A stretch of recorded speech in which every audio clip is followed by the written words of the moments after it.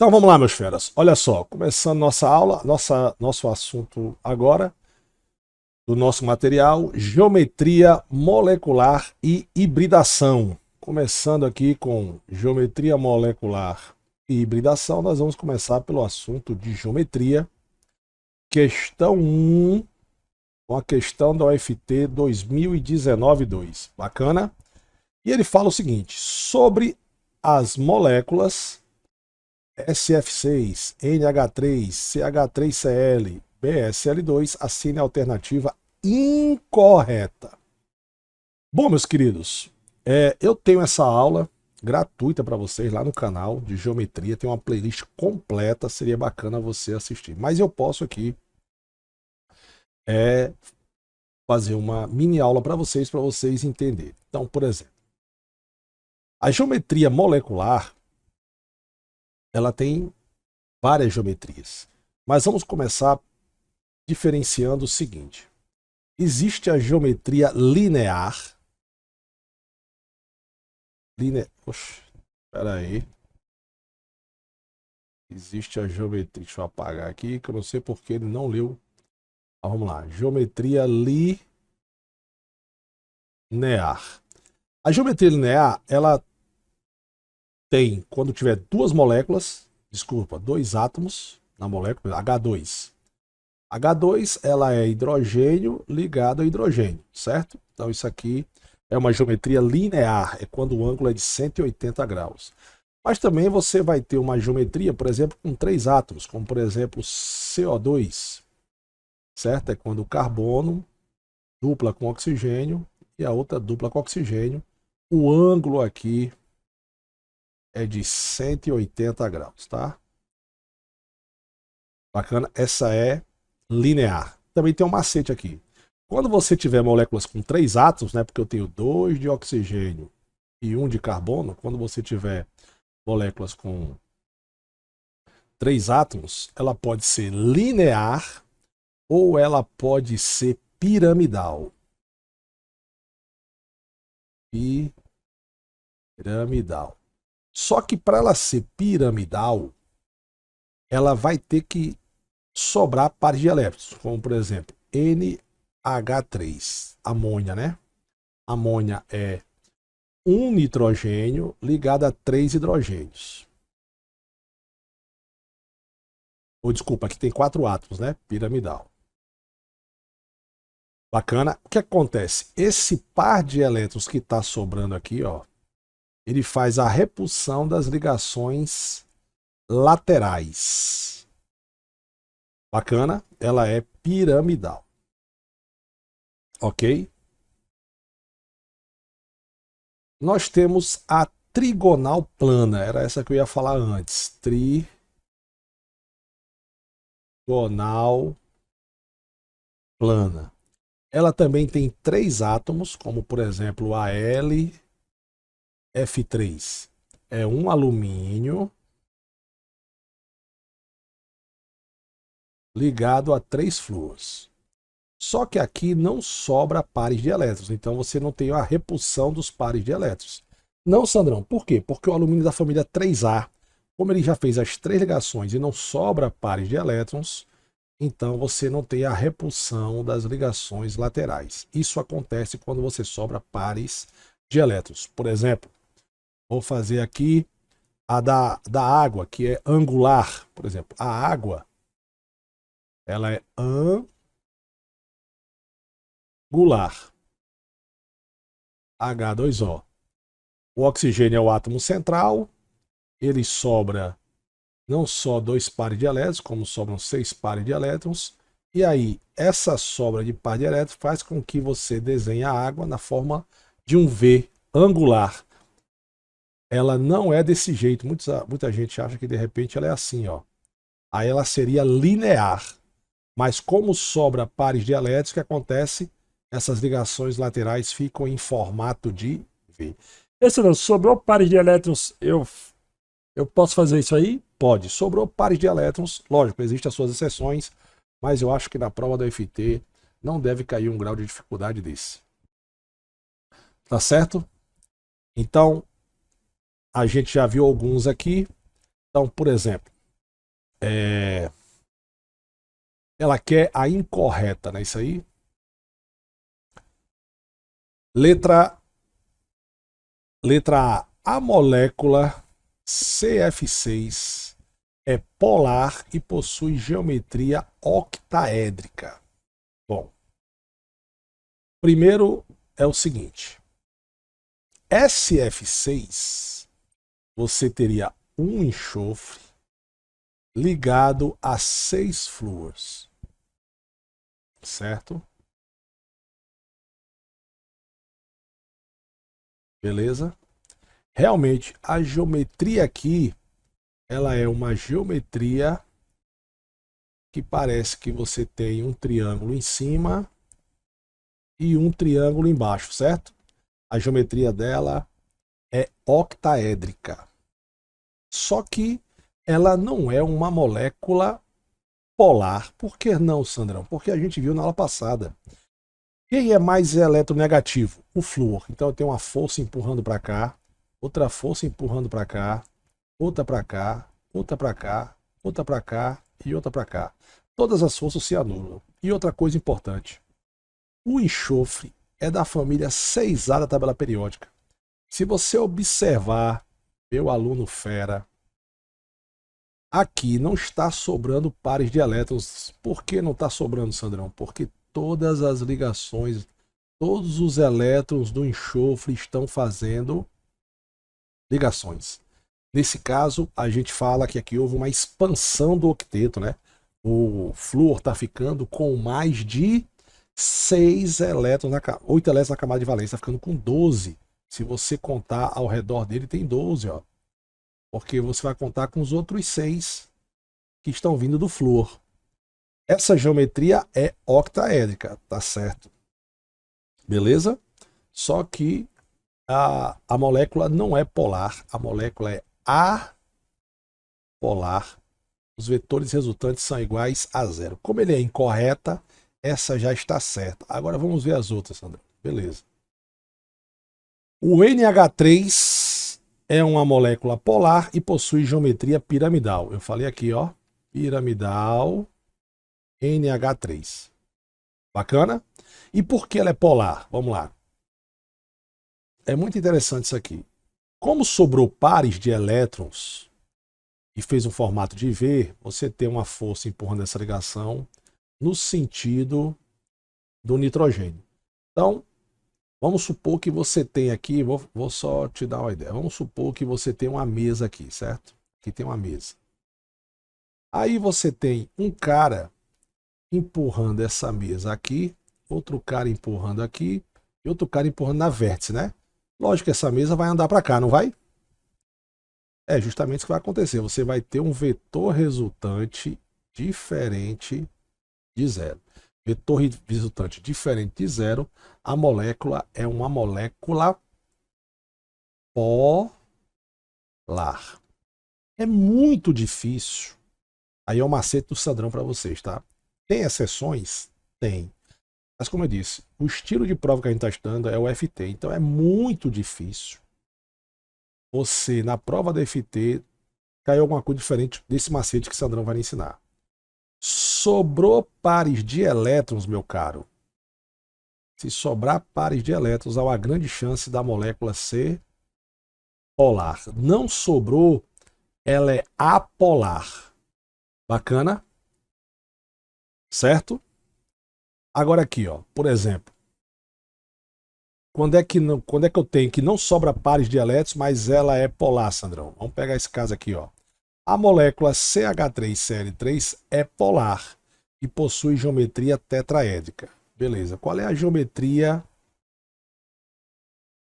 tetraédrica? Tetraédrica. Quando é que eu tenho uma geometria tetraédrica? Você tem uma geometria tetraédrica quando você tem aqui um cara da família 4A e os 4 ligantes dele, certo? Ele está ligado a 4. Então isso aqui é tetraédrica. Então já é verdadeiro. Agora, eu tenho dois tipos de ligações, né? Eu tenho uma ligação hidrogênio-carbono, e o cara mais eletronegativo é o carbono, então vou botar uma setinha no sentido do carbono. E eu tenho aqui uma ligação carbono-cloro, que o cara mais negativo é o cloro. Então, moral da história. Observe que aqui eu tenho uma força para baixo, essa outra aqui para baixo. Então, mesmo sentido, eu vou ter uma força resultante para baixo. Vetor resultante diferente de zero. Certo? Molécula polar. O que é que aconteceu aqui, Sandrão? Para que essa molécula for polar, e você acabou de dar um macete que, se não sobrar pares de elétrons, há uma grande chance da molécula ser apolar. O que aconteceu aqui é que os ligantes são diferentes, né? O carbono está ligado a 3 hidrogênios e 1 hidrogênio. Se os 4 fossem iguais, ela seria apolar. Exemplo. Vou fazer aqui no cantinho, ó. CH4 é um carbono ligado a 4 hidrogênios, já não é? Tá certo no raciocínio? Essa molécula é apolar. É mesmo, Sandrão? É. Sabe por quê?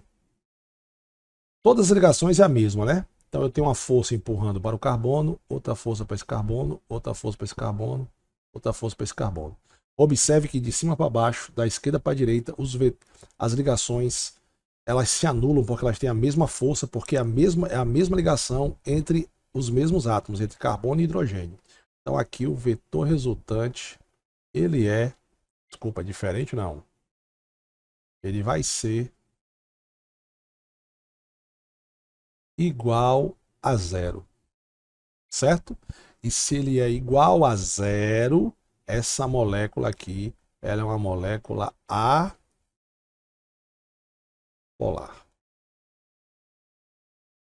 Certo, galera? Por isso que esse está certo, geometria tetraédrica, certo? E a molécula é polar. Próximo, o BCl2 é apolar e possui geometria linear. Então vamos lá.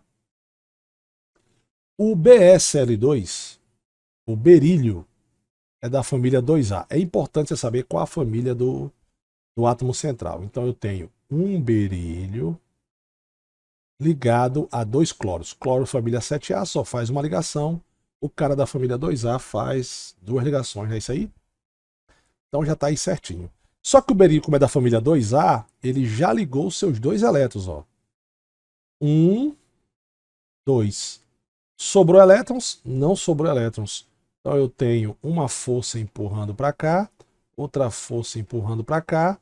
O vetor resultante aqui, ele é um vetor igual a zero. A molécula ela é apolar, certo? Qual a chance desse cara ser polar? Se no lugar do cloro, de um dos cloros, eu botasse qualquer outro elemento químico, flúor, bromo, hidrogênio, aí ela seria polar, porque aí eu teria o átomo central não sobra elétrons, beleza.